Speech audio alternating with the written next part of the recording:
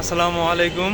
Hello guys, দেখবেন আমরা কেমনভাবে 2 টাকা বাঁচাতে গিয়ে 2 কিলোমিটার পথ হেঁটে হেঁটে পার হচ্ছি। কারণ যে কটা অটোওয়ালাকে বলতেছি মামা 10 টাকায় চলেন বিনোদপুর থেকে বাজার, সবাই বলতেছে মামা 12 টাকা ভাড়া।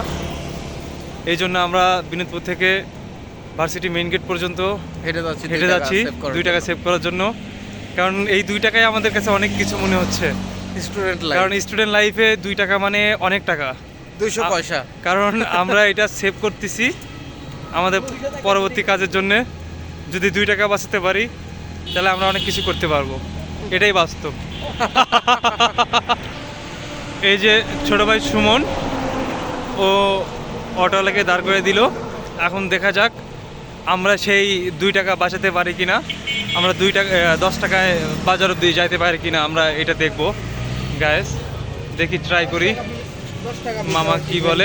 10 টাকা মেইন গেট থেকে বাজার বাজার বাজার মামা বাজার যাবো। 10 টাকা পিস। এই যে মামা রাজি হয়ে গেছে 10 টাকা করে। আমরা যাচ্ছি সেই বাজারের উদ্দেশ্যে, 10 টাকা করে যাচ্ছি। দেখা যাক।